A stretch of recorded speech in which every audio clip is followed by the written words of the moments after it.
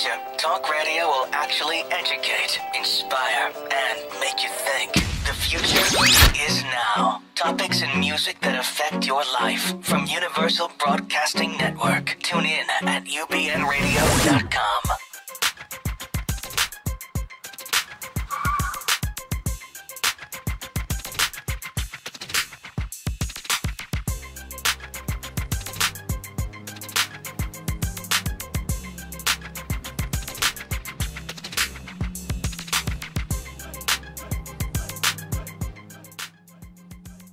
It's time for the Bonnie Sher Show, a whirlwind of wit, wisdom, celebrity, and the boomer life.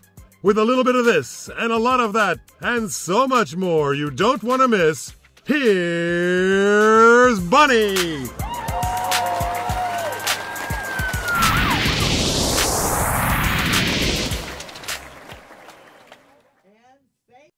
Welcome back, old friends and new. Thank you for tuning in and hopefully calling in and joining us today. First of all, I'd like to thank Wayne Cobham for my super duper theme music. I am Bonnie Sher, and I will be your host today through the world of celebrity, through the world of type 1 diabetes, and a little bit of my crazy world too, and of course, the great boomer generation. Today's guests are, and I'm incredibly excited to announce this, Dr. Camillo Ricordi, who serves as the Director of Diabetes Research at the Diabetes Research Institute and the Cell Transplantation Program. And also today we have with us Chris Ruden, who is a member of the T1D community. If you have a question or you have a comment, please call us at 323-843-2826. You can follow the hashtag BSherRadio on Twitter. That's # BSHER Radio. So now please settle in and say hello to my first guest, Dr. Camillo Ricordi.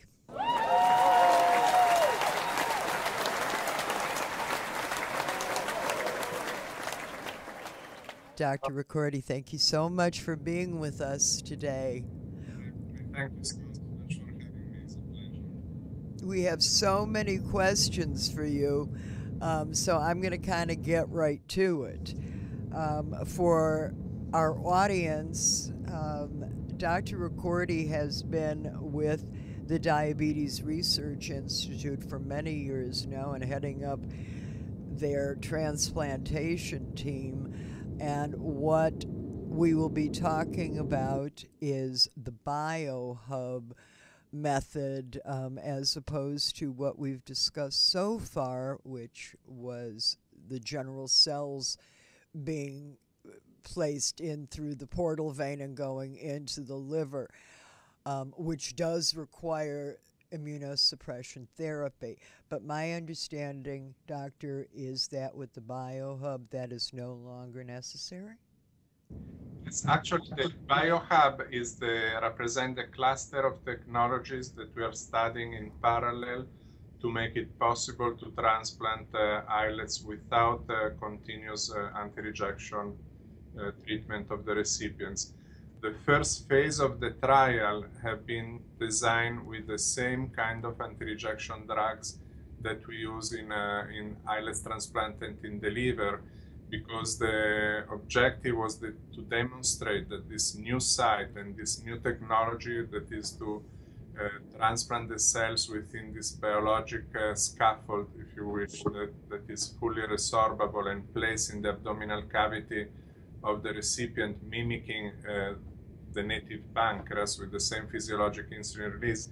We had to first demonstrate that these islets can work as well as islet placed in the liver. In parallel, the biohub research teams here in Miami and in collaboration with scientists around the world, we are addressing other techniques and technology that will allow us, hopefully, in the future, to arrive to full discontinuation of immunosuppression and anti-rejection drugs.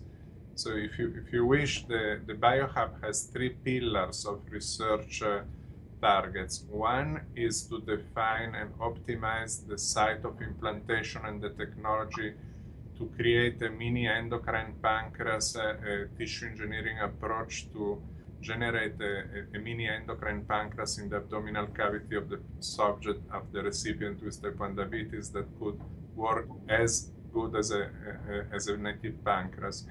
And the other two pillars are, on one side, all the technology to prevent the immune destruction of the islets, but avoiding systemic immunosuppression, avoiding anti-rejection drugs. And therefore, the two clusters are immunoisolation, that is creating this wrapping with semi-permeable membranes that can protect the cells from the immune attack, using this novel technology called conformal coating that make a very tiny barrier preventing the direct contact of the immune system with the transplanted cells. And on the other side, the re-education of the immune system to accept the islets without rejecting them, so-called tolerance induction. And in the case of type 1 diabetes, we have a double challenge, because we have to reverse autoimmunity, so restore the so-called self-tolerance, tolerance against your own cells, and also prevent the rejection of the islets that are transplanted or any other insulin-producing cell product.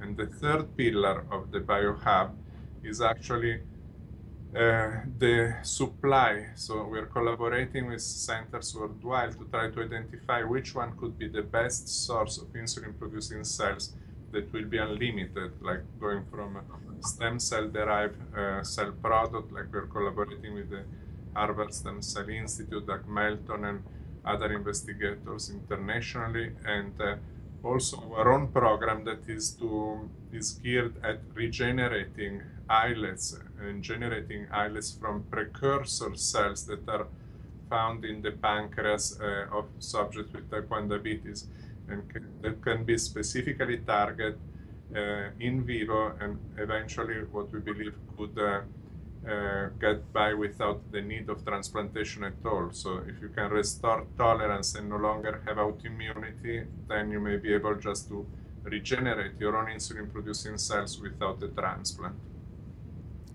This is so exciting to me, and I know to so many of the other of us who have been hearing for so very long about what was going to be coming. I know I've been waiting 49 years, and just to hear you speak about this gives me such hope. And it's a story that I want to get out, and the message of hope that there is. I'm interested also in the woman that let me just pick up her name here. I'm sorry, I don't have it right with. The woman that you've just been successful, I guess she's been on, Wendy Peacock.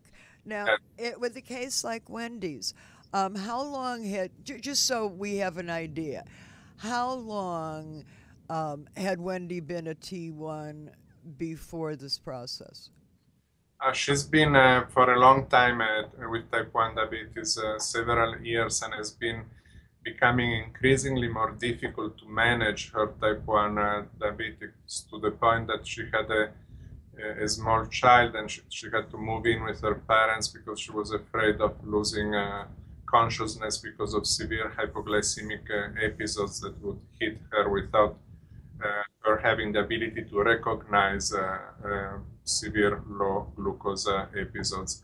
And the transplant was performed a little over 1 year ago, like in August of 2015.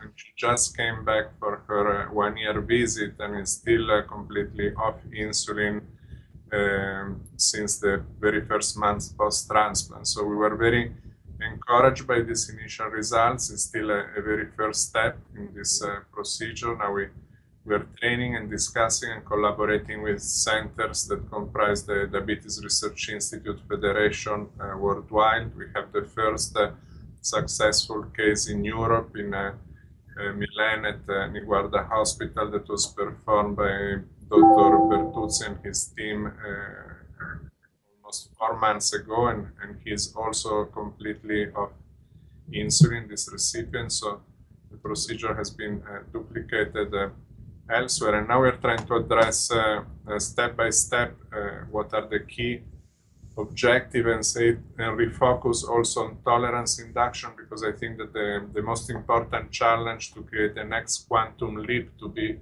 able to offer this procedure to many more patients and not just the more severe cases with type 1 diabetes is to develop successful strategy for performing transplantation without immunosuppression and reversing autoimmunity in type 1 diabetes. Well, I pray this comes very quickly, Doctor. I know that we have some callers, so if you give us 1 second, we're going to hook in a caller because they have some questions for you also. Well, they hung up, Bonnie, so well, they tell hung them up. to call them back. Well, guys, if you hung up, try calling again, please. So let's go back one more time. Well, see, that's something I didn't know. It sort of seemed to me that it would be more doable with somebody who hadn't had diabetes for all that very long. So we have several trials now. The nice thing, the exciting thing in this moment is that we have so many new technologies that are moving to pilot clinical trials. So that is not just for a subject with diabetes for decades or for many years, but we also have trials for newly diagnosed subjects with type 1 diabetes. We have trials for subjects that have type 1 diabetes for several years and some C-peptide, some residual insulin production from the pancreas.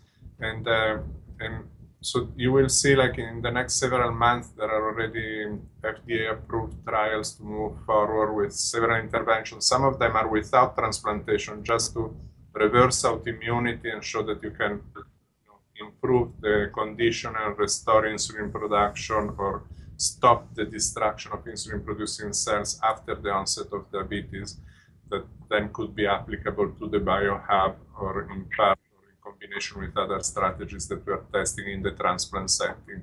So right now we are merging experience both from the islet transplant team to the intervention trial to reverse diabetes, and is a truly multidisciplinary collaborative effort with a center worldwide from Asia, Europe, Canada, and North America to integrate and synergize our effort on the path to a cure. Well, it does take a world village, I think. Okay, I think we have our caller back. Hello, caller. Hi, Bonnie. This is Roger Sparks. I have a question for Dr. Ricordi. Hi, Roger. Go ahead. Dr. Ricordi, I'm currently in a transplant program at the City of Hope. I am insulin-free after about 9 months.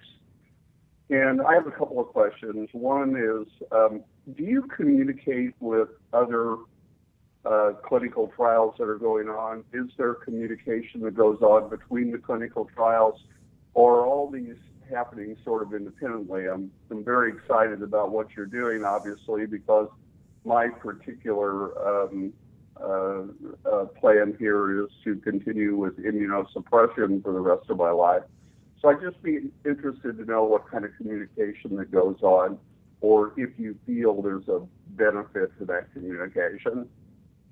Yeah, it's a very important question. We've been promoting global collaboration and communication in the islet transplant field and in the diabetes cure research field for decades. As a matter of fact, I trained, and the team that performs the islet isolation at City of Hope come from my center in Miami, and we've been training, performing this human islet isolation and transplantation workshop, training people from all centers worldwide. And I happen actually to chair currently the NIH, the steering committee of the NIH Clinical Islet Transplantation Consortium that brings together the leading center in islet transplantation in North America and Europe. And we just finished the phase 3 trial to bring islet transplantation, hopefully soon, to FDA approval and insurance reimbursement, so that we can perform more of this transplant in patients with the most severe cases of type 1 diabetes. But it's a highly interactive group. We meet like weekly, and for the manufacturing protocol and try to help each other with challenges emerging from pancreas processing, isolating the islets, purifying them, as well as at the clinical levels. We meet every other week with all the members of the consortium to discuss clinical trial progress, FDA reporting, and now how to move towards the biological license application and hopefully soon FDA approval for this procedure. The result. Yep, that's very good news. Very exciting what you're doing. So well done, and we're definitely keeping an eye on you. All of us that are involved in the other programs as well. Thank you. That has been the strategy of the Diabetes Research Federation that I started, spearheaded over 15 years ago, is to just work for collaboration without barriers, without geographical barriers, and putting patients and the development of a cure first and at the center of our strategic model, so that everything that responds to the simple question, is this helping patients and is helping us get into a cure in the fastest, most efficient way possible, that defines the answer to the question. So do you collaborate worldwide? Yes, of course. Do you share your protocol and your know-how even before it gets published? Yes, of course. And everything that delays the path to a cure goes against the interest of patients with a disease that is taking its toll every day. Thank you for that question, Roger. And thank you, Dr. Ricordi. I think we have one more call out there, do we? They hung up. Well, you guys are shy, and you certainly don't have much stick-to-it. Right. It's just in a tour in California, if I may comment on collaborative efforts. And I think you have a great example in the Parker Institute for Immunotherapy of Cancer. And I had the pleasure to visit both UCLA, Stanford, UCSF, and the California Institute of Regenerative Medicine, and also meet with Jeff Bluestone, who is the president of the Parker Institute for Immunotherapy, which I hope will become an institute for both cancer and autoimmunity, such as type 1 diabetes reversal. And that is an example on how the model of the Cure Alliance and the Federation has been adopted also to cure other diseases. Well, this is beyond... Wait, here we have a call. Let's see if we can get them before they go shy on us. Hello, caller.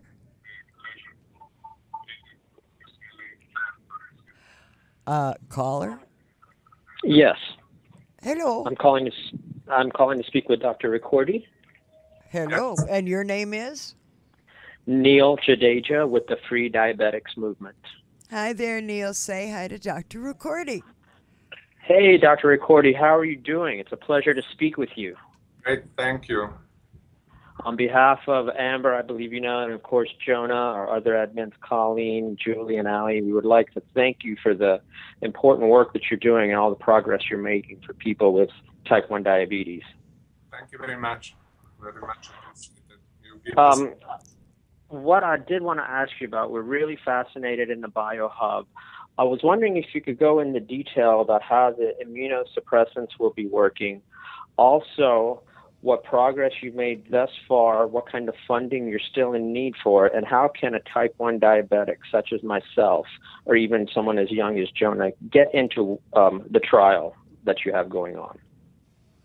Well, that's a very important question. Well, first, to address the funding question, is I said that the Parker Institute for Immunotherapy of Cancer is a great example on how to promote collaborative research between several leading groups, with the difference that they have 250 million donation from Parker to make it happen at the clinical level. So our model is similar. What we're lacking in type 1 diabetes cure research is some of the oxygen and the funding to get this clinical trial and synergistic efforts moving forward as fast as and efficiently as possible.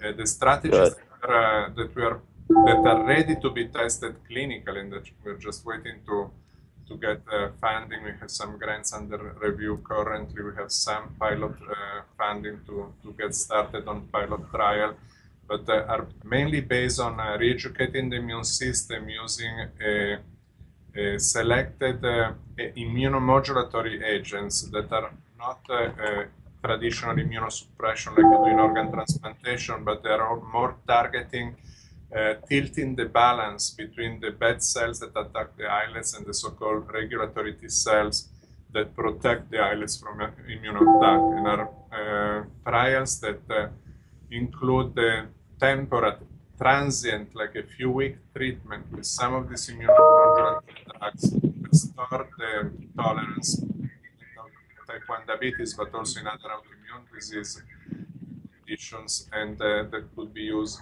beyond diabetes to other diseases like lupus or psoriasis or other autoimmune conditions. And it's very exciting because these are all agents that can be used clinically, and we can go to translation and verify their efficacy and how well they can work in patients and no longer in mice. That all sounds fantastic. Can you tell me how far along you are as far as funding goes? How much more do you need, and how can we as a diabetic community assist you in getting those funds? Well, it's a very good question. I apply for, I keep sending proposal. We need some substantial funding. If you think that developing a new molecular entity and bringing through the approval process can cost in excess to $1 billion and take 7 to 9 years of time, when you Wow. see we have $10 million for a team of 150 people, scientists and physicians, and working for a cure. It seems a lot of money, but actually it's a drop in the bucket. If you think just this one trial that we have to start, even if some of the pharmaceutical companies are providing the drug for free, it costs like $9 million to be executed. It costs so much to provide drugs and care, especially in United States. And this is one of the reasons why we do trials worldwide with centers in Canada where it costs less, or in Europe or in Asia. But I wouldn't be shy, like if you find Sean Parker and is willing to help us also cure diabetes, or someone else that is willing to contribute 40, 50 million a year, I can assure there will be not one single penny left at the end of each year, and they will all be used towards a cure. But when you're moving to clinical translation, the costs are substantial and will not be the billions like in pharma industry. But if you think that in pharma, we spend in United States alone $65 billion a year in research and development to produce a few molecules to see the light of patient care, and the decision-making process is geared more and more towards drugs that treat diseases but not to eradicate and cure disease conditions. So it's been a challenge in the fight for a cure to find substantial funding, and we rely so much on the public and donations, in addition to the federal agency and the Juvenile Diabetes Foundation and the Diabetes Research Institute Foundation. Well, it's great work that you're doing. It astounds me how the cost and how expensive diabetes can be, even just treatment for a single child or a single person. One last thing, do you think, on a positive note, that in our lifetimes, Dr. Ricordi, do you think we'll see a cure for type 1 diabetes? Yes, I'm very confident that we will, but I don't want to give. We've been so many times thinking that we were in the corner with a cure, and I left in '84 for Washington University in St. Louis because I had to rush to learn this procedure because otherwise Europe would miss the cure that was developed in St. Louis by Paul Lacey. And since then, there have been tremendous progress, like what we've seen in the last 5 years is greater than the progress in the preceding decades. But still, depending on funding, depending on obstacles along the path to a cure that we encounter, that can be of several sources, it could be something that is less than 7 years or more than 10 years. It's very difficult to give a precise time frame. Well, excuse me for interrupting, gentlemen, but unfortunately we're going to have to call a close to this particular interview. I'm hoping that in the not too distant future, Dr. Ricordi will find a little more time to spend with us and get in a little more deeply, but I appreciate the time and the knowledge and the information. So now all of you can take that in for yourselves, do your own reading, and follow the DRI. Find out what's going on. And, of course, we wish and pray for all of us. And Dr. Ricordi, man, thank you so very much for helping us. Yes, thank you, Dr. Ricordi. Thank you all, and thank you, Bonnie, for this great show and the opportunity to speak with you. Indeed, my pleasure, sir. Okay. Thank you, Bonnie, also. You're very welcome. You are listening to the Bonnie Sher Show, so please join the conversation. You can call us at 323-843-2826 or follow the hashtag BSherRadio. That's # BSHER Radio on Twitter. Coming up, a shout out from my soapbox, and that's basically my take on who got it right. And a shout down as well, who should really be ashamed of themselves. But let's go to break with a tune that was recorded by the Supreme Voices. These are all women who at one time were part of that phenomenal group, the Supremes. Supreme Voices, get it? And they're going to be singing Up the Ladder to the Roof.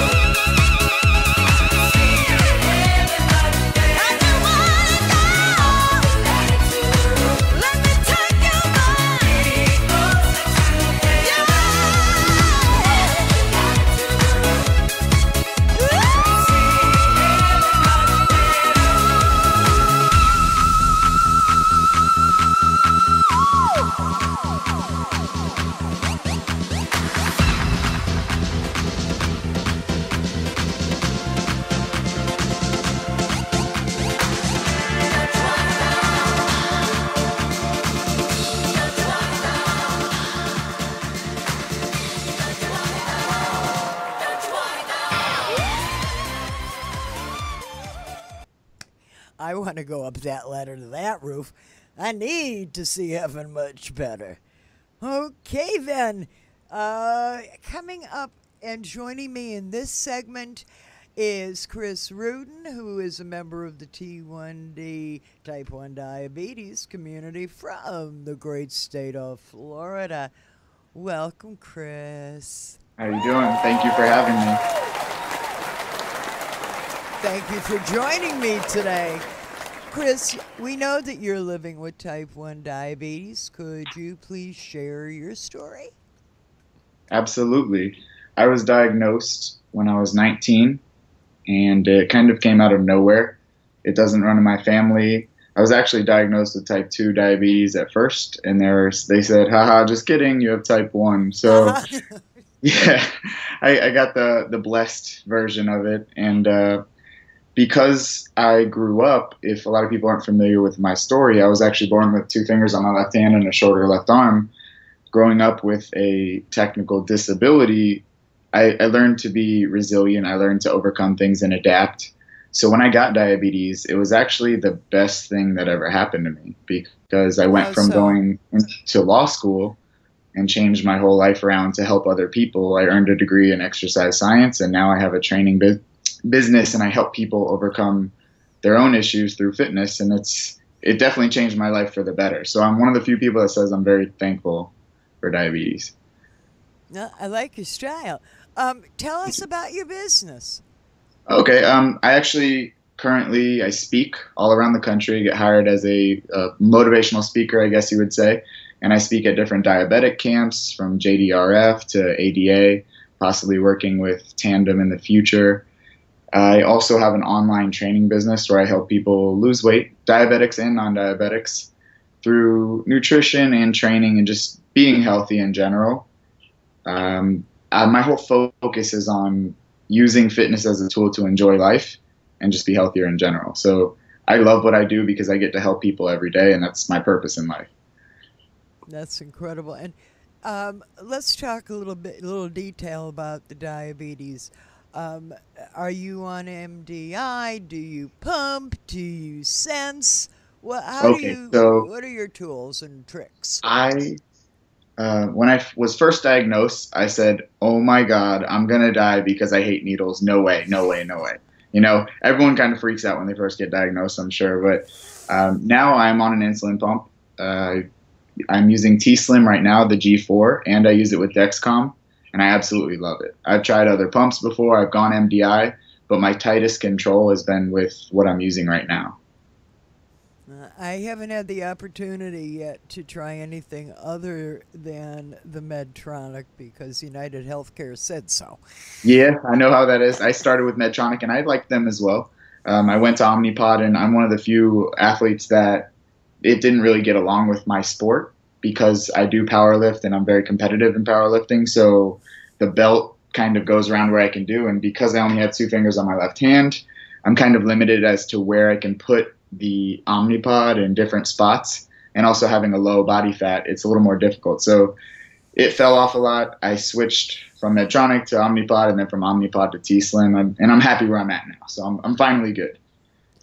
I bet. And yeah, I also am on a sensor, and I have that same issue that because I have very little body fat, I have difficulty connecting and getting those numbers to balance through.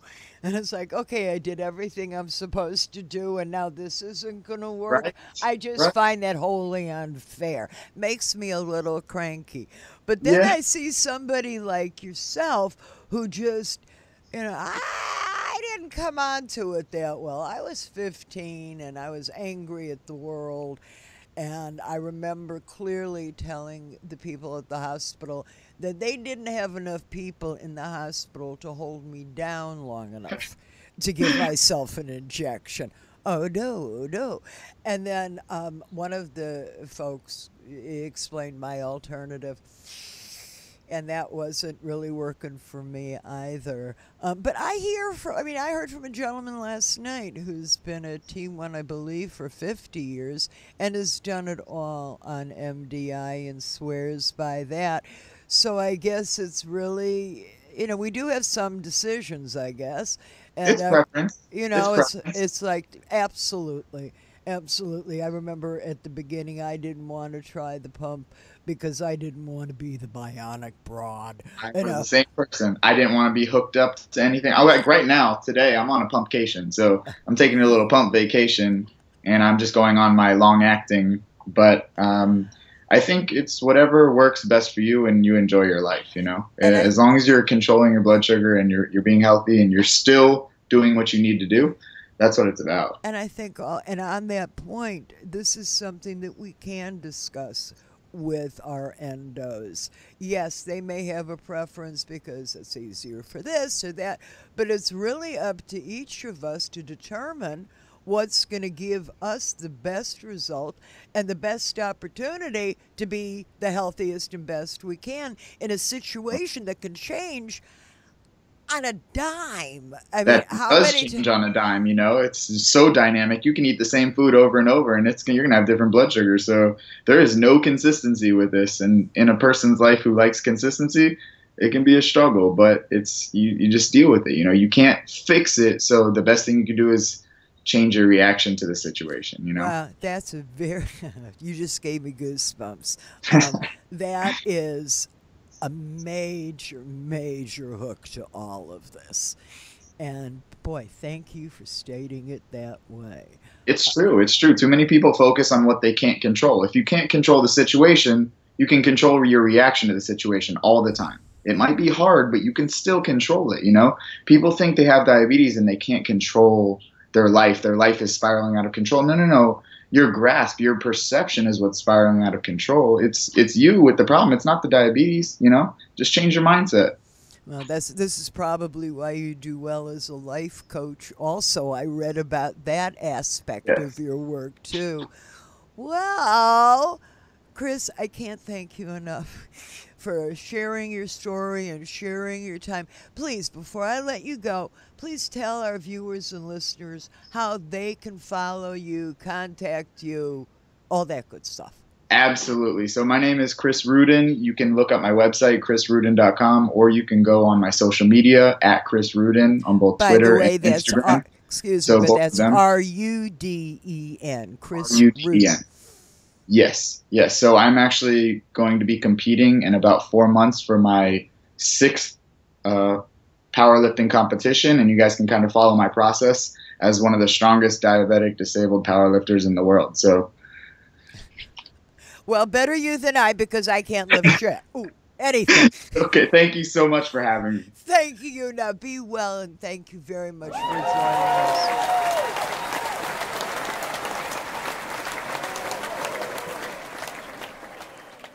I hated to end that segment, I really did, but it is time for my soapbox.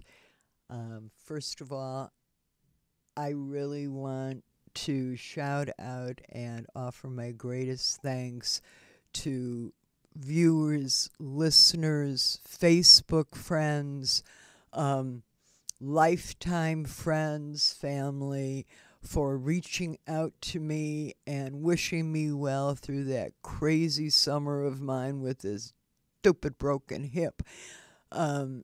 You took something that was just a horror for me and gave me so much love that I don't know how I can ever repay you, but I promise you I'm going to try. Next, my shout down. Shame on the greedy corporate hospitals. Is there any other kind? For introducing a new concept, actually new in the 90s, known as the hospitalist. If you don't know, a hospitalist is a doctor who has generally completed a residency in internal medicine and is brought into the hospital instead of having the patient's own primary care doctors handle their care. Basically, what the hospital wants is for these hospitalists who, for instance, in California started a salary of $220,000 a year to order more tests, more procedures. So what? The hospitals can make some more money. That would be okay if these people really had a good handle on any specialty. the hospitalist I'm speaking of, but in fact they do not.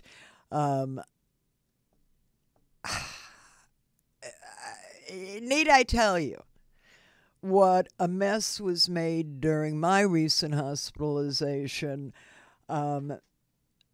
But do keep an eye out for my upcoming blog because I will write about this.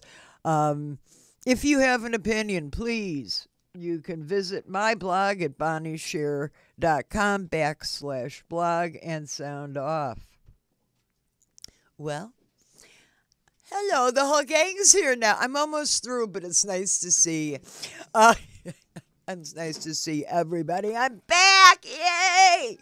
Yay! But that's my show for today, and I hope you'll return next week for another 50 minutes through the land of Bonnie, boomers, and the type 1 diabetes community. Follow the #1 Bonnie Sher on Twitter. And please visit bonniesher.com. A special note of thanks to Corey Bone of Crown and Anchor Jewelry for outfitting me again this year with his beautiful jewelry. You can follow Corey on Twitter now at Crown and Anchor Jewelry. And we do this in exchange for promotional mention. That's why he lets me wear these beautiful pieces like this black onyx hand-done necklace in 18-karat gold. Well, for my friends, new and old, most of you know of my connection in my years with Sammy Davis Jr. He was my friend and he was my mentor. So if by chance there are speakers up in heaven, Sammy, this one's for you. Take us out.